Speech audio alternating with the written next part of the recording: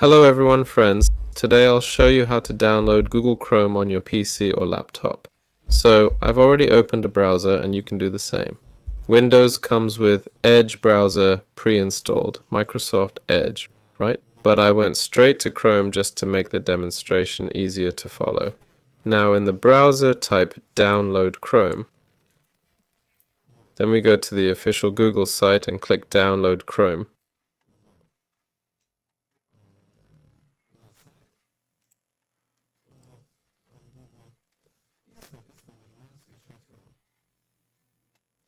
Save it and open the file. Click yes. And now the browser is installing. After installation, you'll be able to use it. Here, mine is installing now. Usually it takes no more than 2 or 3 minutes depending on your computer.